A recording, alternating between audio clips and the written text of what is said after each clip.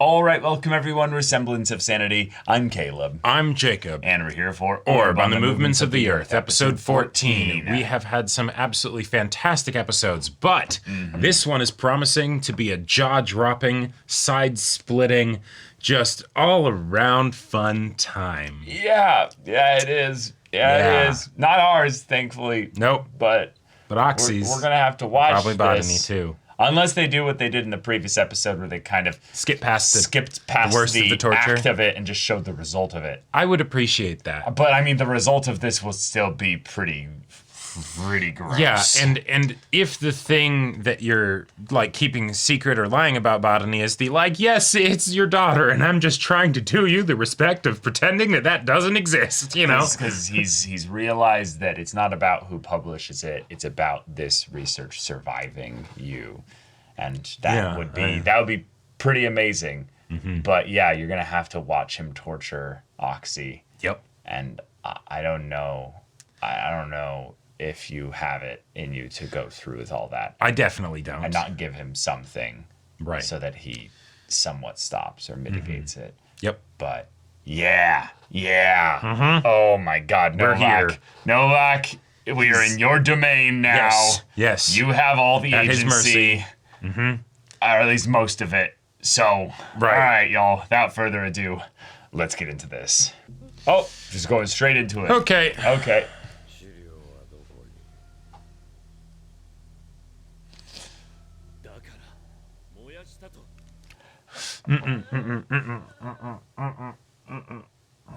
Oh.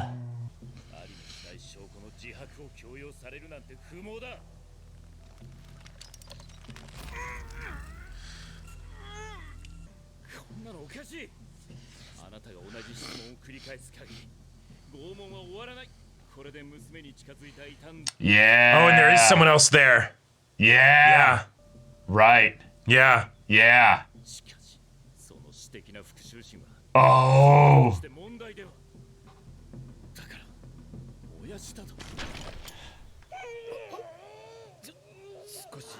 Oh, he pulled it out. Okay.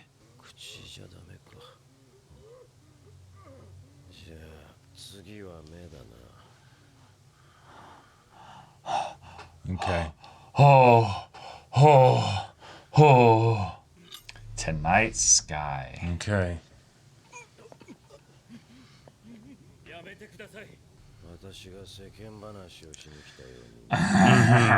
That's such a good question. All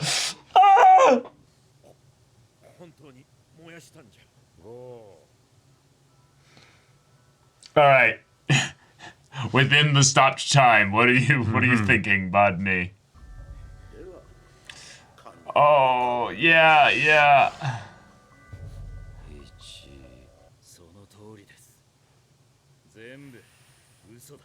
Oh, this is the angle he's going. Mm-hmm.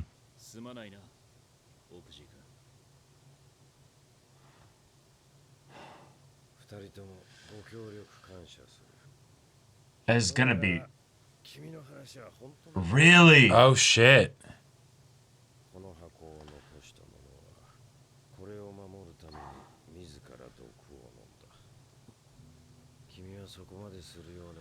Damn.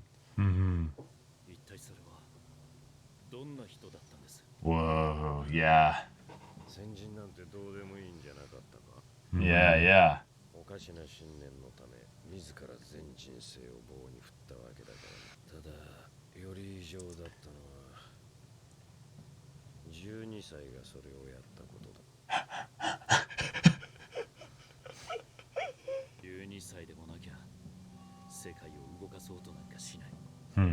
Oh. I love it. My heart just stirred.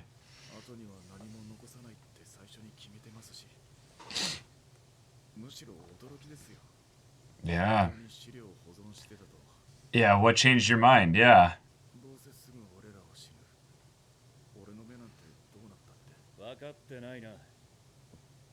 Yeah. Yeah. You don't want to go through that. Okay.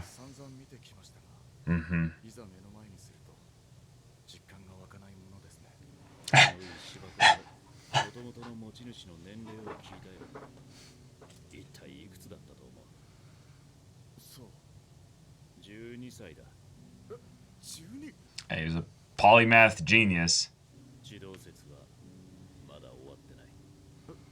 Yeah. It will outlive us.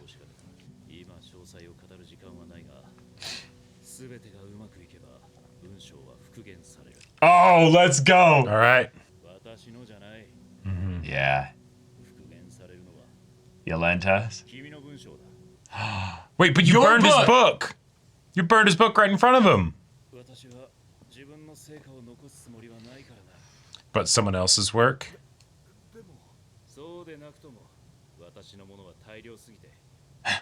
There was too much of it.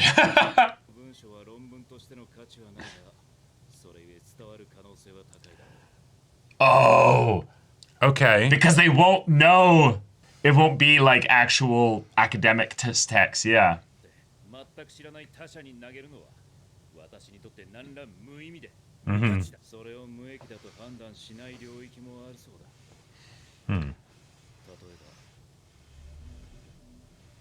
Yeah. Yeah. Uh-huh.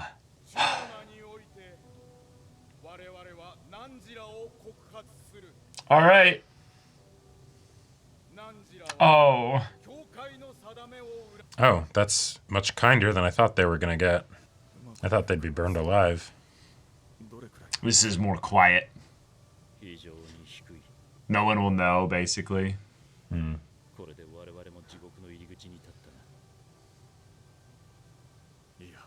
Yeah. Yeah. Look at the skies above. Yeah.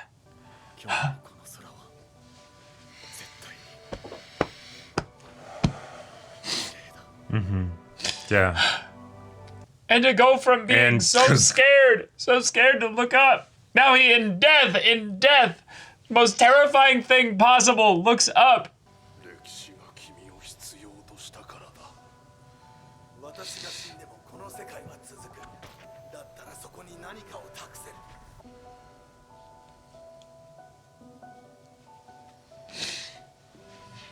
Yep, you did it. Just like Rafal's eyes. Yeah. It was really kind. It was a good drop. Their necks broke instantly. Oh yeah. Sometimes the neck doesn't break, and it's the worst. It's the worst. Like Yeah, so I guess that was their mercy, where it's the you told us what we wanted to know, so we kill you before we burn you. Oh, cool. Yeah.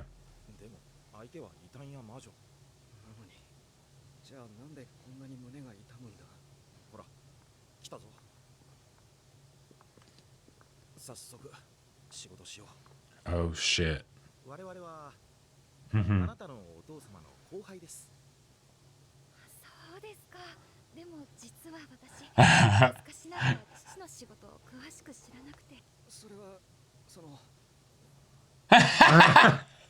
Why so ashamed?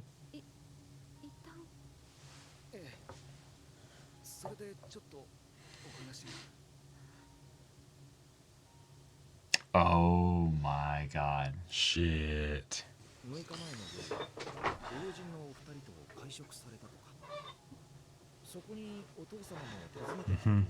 Right. Oh. Right. Yep.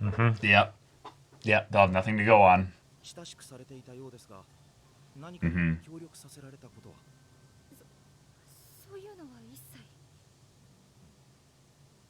Yeah, give him something like we would drink together. Yeah. You know.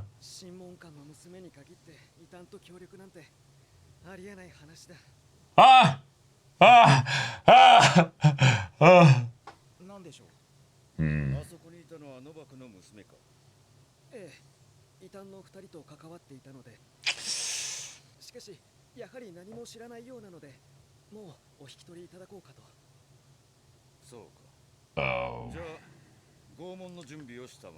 Holy shit. Oh my god. Oh my god.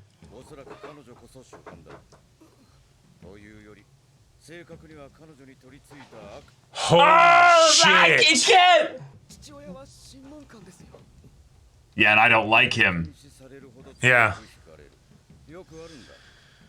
Oh, you have seen cases of that. So the stricter the society, then the more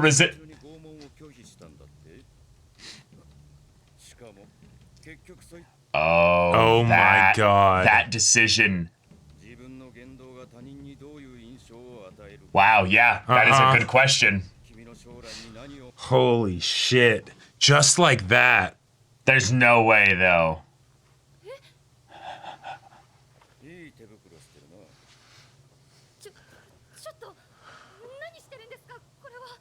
Novak is going to be pissed. Yeah. Oh my god.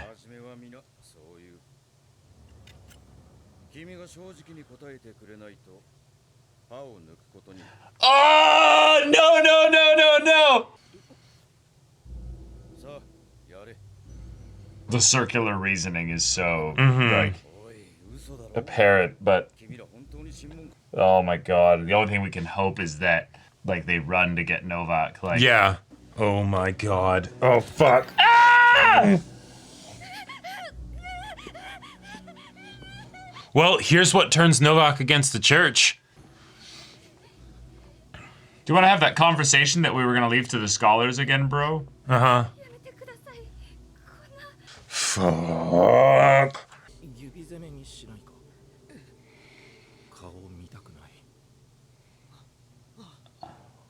Right. Yeah, let's slow down. Novak!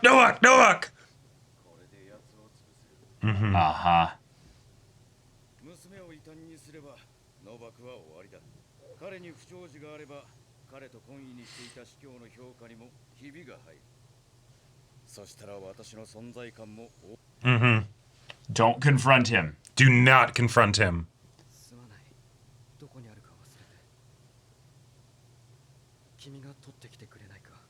Oh. I'm gonna get her out. Yep. Yeah.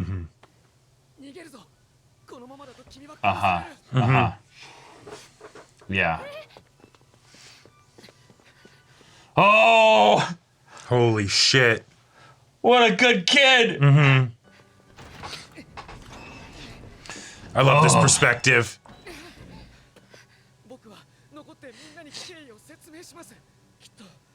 No, they won't. You gotta go, dude. Because I listened to my heart, yeah. Oh. Whoa. Okay. Yeah. It's not just a convenient thing you throw around. Right. It's not a thing that gets applied, inconsistently. Whoa. What an episode. Oh, we knew Holy it was shit. coming. We knew it was coming. We knew there was no way that they were going to get out of this. We thought maybe there was hope for maybe Oxy. But no, they're both dead. Of course they are. Of course they are. They're both hung. Yeah. We're going to miss them. I really loved both these characters so much. We saw incredibly tight character development from both of them in ways that was just so believable and was just so easy to follow. And just to get wrapped up in their desire and their dream, their story, the inspiration that guided them, the faith that sustained them, and even at times the doubt that they overcame. Sure. Like, absolutely. Yeah. This is just a powerful human story. It's, And I gotta say, the deaths of those two in their final moments, absolutely incredible. But I think my favorite part of this episode is how it then transitioned to now the next set of characters, right? Because we figured that Yolenta would be one of them, right? Right. But the idea that then it's also, however briefly, one of the kid inquisitors who just is like,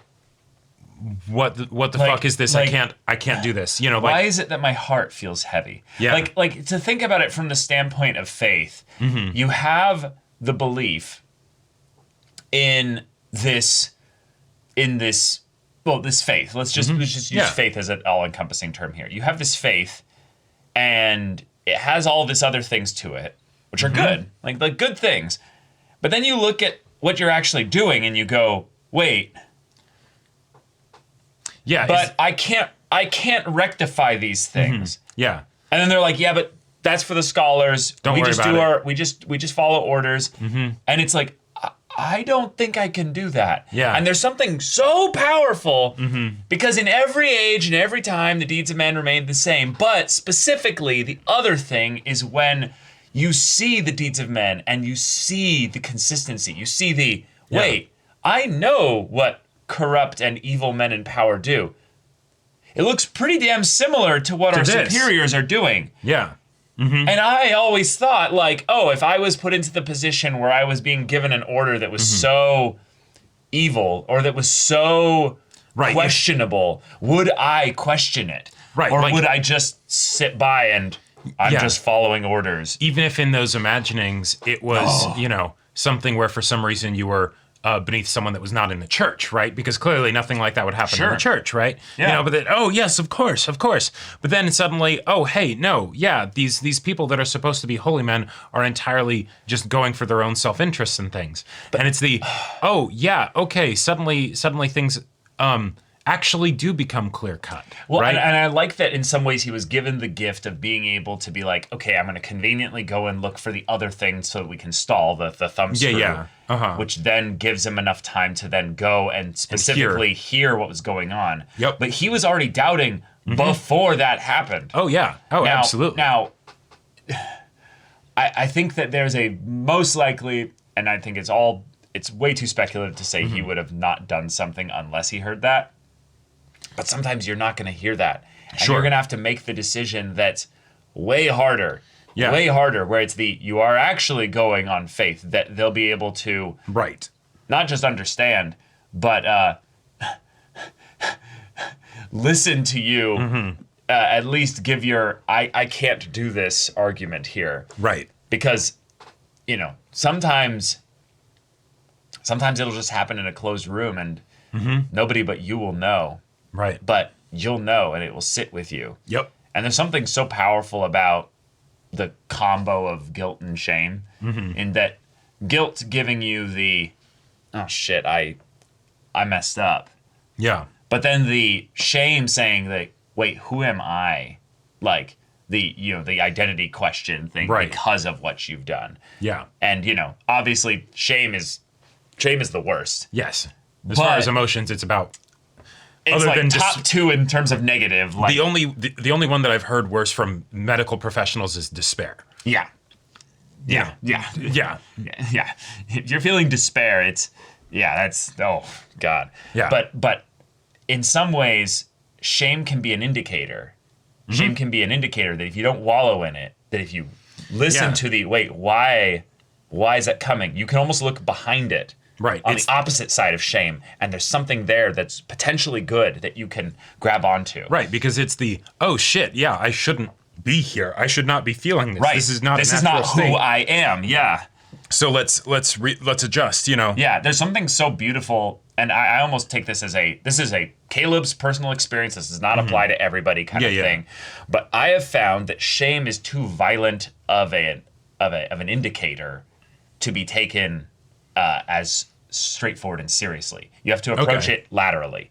The idea that because shame is such a vicious, tearing apart your insides force, you can almost know, oh, this is shame, and then immediately look on the opposite side of it and go, okay, I'm gonna ignore the shame as much as I can and see what the thing is that's causing it, because right there is something that you can actually grow and develop in. But I see very little use for shame in the long term. Oh, absolutely. It is something that is... It's a blip at best. It is something that you give a blip of your time towards it, but it is a corrosive, toxic, poisonous, nasty thing. Yeah. But the fact that this guy clearly was feeling shame, that wasn't just the guilt, that was something that was making his body twitch and tremble. This does... I can be a man of conviction about my faith and everything. Yeah. With everything except this. Right. And I don't know why. And so that's bugging me. And so then I have to think about that, right? Yeah, because my body is literally betraying me in this moment. Yeah. Like, Yep. Because I know on some level that's what we did was not good, right? Yeah, and it's so fun because in a lot of ways, people of faith are primarily, I would say, going to be a little bit more introspective about these kinds of things. Sure. So they're going to actually like ponder it a little bit. Yeah. Now, this is a generalization, so it's not necessarily the case. But I think what's kind of cool in talking to people of faith is that you're going to actually be able to get at those introspective conversations. And this guy is like literally like, but wait, like he's in the middle of one of them. He's in the middle of one of them, and it's got to be so like isolating to look to your friend to the side who's just like, just suck it up and don't question it. And it's head like, down. no, but the heart of being an intelligent, thinking, critically analyzing, and or just also just a seeking human being is to not just take the answer, but actually just question it. Because questioning it comes from a place of faith is I know that this thing's rock solid, so it doesn't matter how I poke at it, right? And so, I want to poke at it even more, right? So that way I can have a better understanding of it, yeah, because I believe in it. Right? Yeah. That's the most dangerous thing about faith is that you stop questioning things, right? And that you basically go, well, that's what I call blind faith or blind belief. You're basically intentionally not putting on blinders. You're putting on a mask. You're like going. And at that point, that's some pretty weak ass, watered down faith because. Then you don't actually believe that it can withstand scrutiny. Right, because you're doing this specifically so that no new info can come in that might theoretically. Yeah. But no, good actual faith has you open your eyes and look to the sky and go, I might die here, but I believe in human inspiration. I believe in the capacity for people to not just question things, but to seek out a thing, to go after it. Yeah, I believe in standing up for the people that don't have anyone to stand up for them, even if it means my own death. Yeah, right? That's beautiful. And way to go, dude. Like really, way to go. Yeah. Now that you've done it, let's think You're about to suffer the consequences of this world system. Let's think about some practical survival. Yeah, go options. find another horse. Right, go find another horse. Or quickly go and talk with your buddy and be like, okay, so here's what happened. Yep. I don't want you to be brought up into this. So what we're gonna do is we're gonna either pretend like she ended up, cutting. Right. The knots were kind of loose or what have you, and she ended up grabbing my knife and she stabbed us. So we're gonna have to stab each other. Right. Or I'm gonna go find another horse. You tell Novak. Right. You need to run right now. Yeah. You can turn me in right now.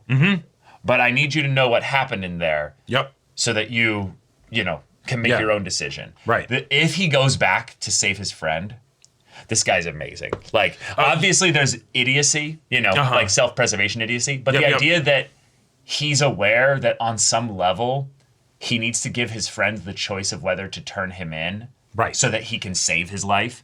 To save himself, because if he runs, then there's a very real likelihood that this guy would on this dude. It would just fall on him, and he would get questioned and tortured and the same thing, and be like, "Oh, were you guys in league? Because how did he clearly set this up so that you would get away?" Now it could also be the thing where it's already too late. He went and grabbed the thing and came back and found that you guys were gone, and he's already called the alarm and is like, "Yep. That is an absolute possibility." But yeah, I'm excited that now that we are saying goodbye to Oxy and Botany, we have new characters that we're following. Yep. But the way in which the characters that we're following, in a very fun way, and I love this so much, Novak made a point about how infectious this thing is. Yeah. But if you think about it, who was actually the last person that led towards this infectious spread, really? In a lot of ways, it's Novak. Sure. Because while you could say that Oxy and Botany were what spread this to Yolenta, And then obviously the Baron and all that. The situation with the girl getting tortured that then led to these two, and one of them specifically, that was kind of a Novak thing. Like, sure. Like, he's obviously trying to do his part to train the Inquisitors and stuff, but he's not creating what I would call blind faith Inquisitors. Sure. He's putting his own little deviation into things. Yeah. He's, you know. Yes. People that don't have the mercenary background, if they approach this torture and violence with the same kind of c'est la vie, relaxed sort of approach that that Novak does, then yes, it absolutely makes sense that they would balk, as opposed to if they're kept in the fervor, holy missive of our God given to us, apes together strong. Right. And then they would be in some ways brought lower in their thinking to just like that's right, rip them apart. This is good. Yeah, exactly. And while they would recoil in it in their physical bodies a little bit, they get over it eventually. Well, they would practice beating it down. Right, exactly. And for their own most holy faith. Yeah, right. And Novak doesn't inspire that. So in a fun way, you could say that Novak might be the next propagator of more of these types of people. And from that standpoint, yes, it absolutely makes sense why this dude would want to get rid of Novak, not just because it then, of the political ramifications within the way church, that he's tied to the bishop is a way that they can undermine him and thus potentially like steal his role or something. Yeah, exactly. Yeah. But also just, if you have somebody who's propagating a culture that is not zealous, faith and all that stuff, then that is less power for you, because you have the most power when it's the zealous belief, we'll do whatever you say, amen, Right. Yeah. But oh my gosh, this episode. I want Novak to find out, and for that to be the way that then he gets like... Well, can you imagine now that he's potentially just going to be looking for his daughter? Because the part that's really, I would say, scary for him here is that her escaping automatically makes her a heretic in the eyes of the church. Yes. So it's already too late in that regard. But if she's not actually executed or convicted or what have you, like, this could be the kind of thing where they actually spin it on the Inquisitor in training. Sure. And it's more that Novak's able to go, oh, no, this guy... God, you guys, like, you pushed this guy specifically. I was working him and training him in order to get to this place properly, and I was going to start him on more easier stuff first. Yeah. So this guy specifically pushed him into this position here. Right. Obviously, he snapped because he's not there yet, and then he can testify with his friend and be like, isn't that right? Like, wasn't he struggling with all this? And be like, yeah, he was. Yeah, my daughter is not a heretic. This is a clear example of an Inquisitor that doubted themselves, basically. Sure. And that could make it to where he's like, I'll go find my daughter and we'll clear this up. Yeah, Novak might have enough clout that he'll be able to be like, oh, and, looks directly at the guy that, Exactly. That's how we're doing this, okay, right. And I think Novak could also spin the, like, no, clearly, I know it's my daughter, but you know me, I would not hesitate if, like, it was her. And even if he's lying to himself a little bit, sure, I think he could be convincing enough that, given he has the bishop's favor as well, that be like, if we need to bring this up to our management level here, I'm gonna murder you. Yeah, exactly. Because the whole point that dude would be doing what he's doing is because he is not more powerful than the bishop. Right. And so he has to move around in secret so that way the bishop doesn't find out and put a stop to whatever he's doing. Right. So this could be also fun because if Novak's not immediately, like, put into some kind of, holding or whatever. Right, until his daughter's found or something like that. Then this could create some really fun church political drama. Oh, yeah. Where Novak is kind of our protagonist in the middle of it. Yep. And all they really have to do is just ask the other dude that's left behind, who gave the order for the torture? Right? Like, oh, it's this guy. Everybody here knows that he doesn't like me, Right, but that wouldn't mean anything in terms of consequences for the guy, though. Like all it would give is it would give Novak the understanding that he's going to be willing to defeat.